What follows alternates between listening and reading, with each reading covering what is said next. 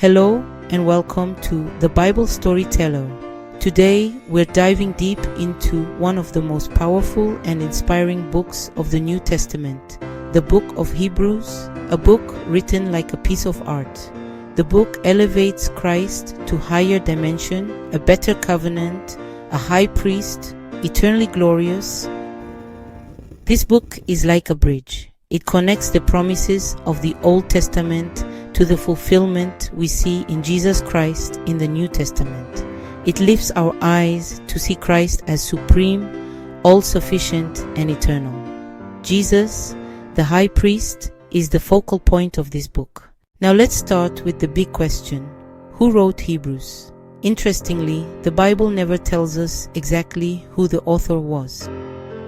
For centuries, people assumed it was Paul, but when we compare Hebrews with Paul's other letters, the style and vocabulary are very different. Paul often introduces himself at the beginning of his letters, but Hebrews doesn't. Other early church fathers suggested names like Barnabas, Apollos, Luke, or even Priscilla, but the truth is, we don't know for certain, and maybe that's the point. The focus is not on the messenger, but on the message. And the message is clear. Jesus Christ is greater than all.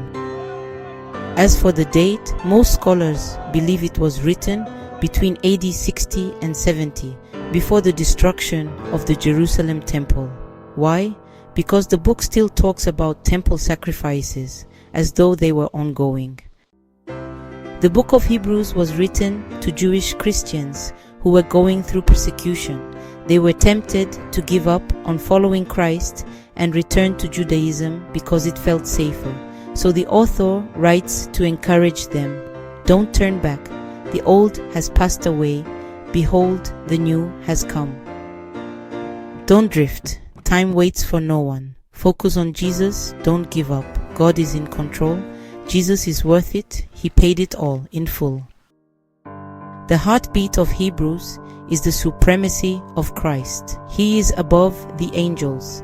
Let's look at Hebrews chapter 1, verses 1 to 3. God, who at various times and in various ways spoke in time past to the fathers by the prophets, has in these last days spoken to us by his Son, whom he has appointed heir of all things, through whom also he made the worlds, who being the brightness of his glory and the express image of his person, and upholding all things by the word of his power, when he had by himself purged our sins, sat down at the right hand of the Majesty on high. Wow, that passage is breathtaking. It tells us that Jesus is not just a teacher, not just a prophet. He is the radiance of God's glory, the exact representation of God's being. Just as Jesus told the disciples, "If you have seen him, you have seen the Father." He created the universe. He upholds all things by his powerful word.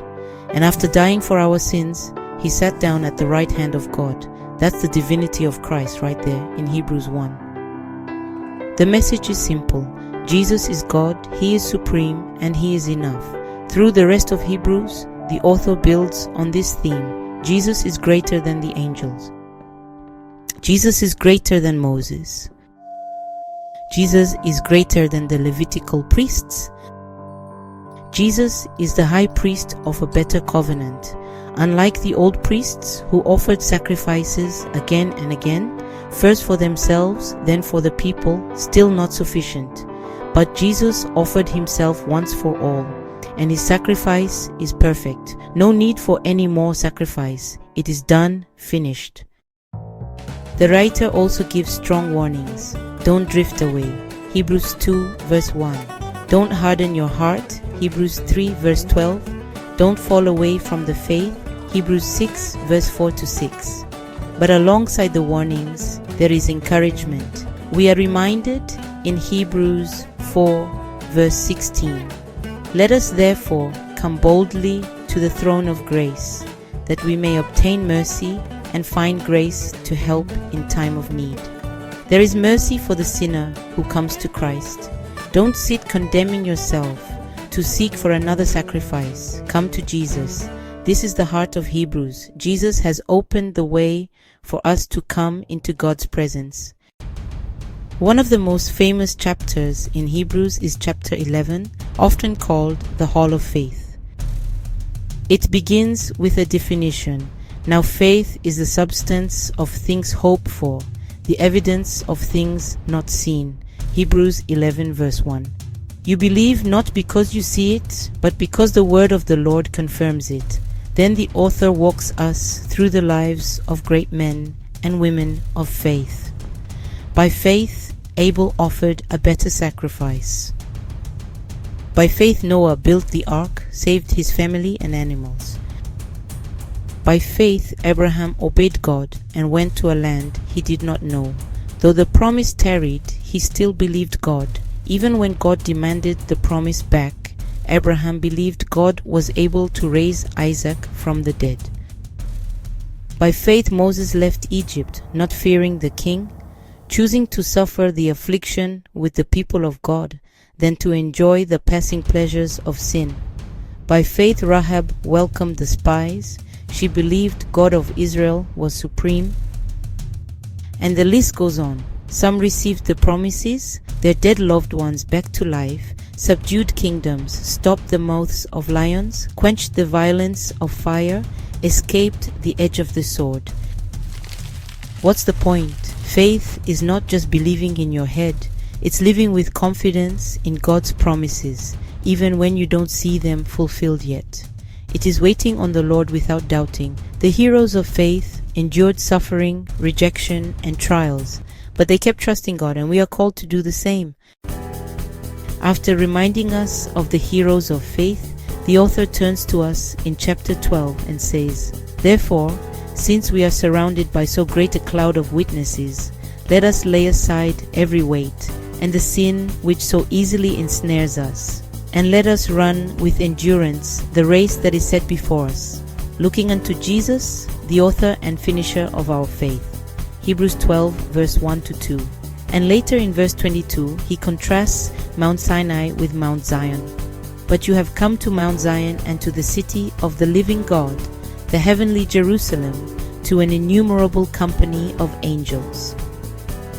This is beautiful. Sinai was the mountain of fear, thunder, and the law. The Israelites could not even come closer. They told Moses, Listen to God for us, we will listen to you. But Zion is the mountain of joy, grace, and the heavenly city. The veil has been torn. We have access to God. Through Christ, we are no longer trembling at Sinai. We are rejoicing in Zion. Hebrews ties the whole Bible together. It explains the sacrifices of Leviticus through the sacrifice of Christ, the ultimate sacrifice. It quotes Psalms to show Jesus' eternal priesthood. It brings Jeremiah's prophecy of the new covenant into fulfillment. It echoes the Gospels, showing Jesus as the bread of life, the shepherd, the mediator. Hebrews shows us that the Bible is one unified story, all pointing to Jesus. So what do we take home from Hebrews? 1. Hold fast to faith in Christ. Don't give up when life gets hard. 2. Jesus is enough. You don't need rituals or traditions to get closer to God. You have access through Christ. 3. Faith is an endurance race. Like the heroes in chapter 11, keep pressing forward. 4. Encourage one another. Hebrews 10:24-25 tells us not to neglect meeting together, but to stir one another up in love and good works. 5. Hope in Christ is secure. Hebrews 13:8 reminds us, Jesus Christ is the same yesterday, today, and forever. The book of Hebrews is a powerful reminder. Christ is greater, Christ is enough, Christ is forever. So let's fix our eyes on Jesus, our high priest, our savior, and our anchor. Thank you for joining me here on the Bible Storyteller. If this teaching blessed you, don't forget to like, share, and subscribe for more Bible stories and teachings. And remember, you have come to Mount Zion, the city of the living God. Walk by faith and hold fast to Christ, for He is greater than all. Subscribe to the Bible Storyteller, like and share this video to spread the gospel of Christ. Until next time, Shalom.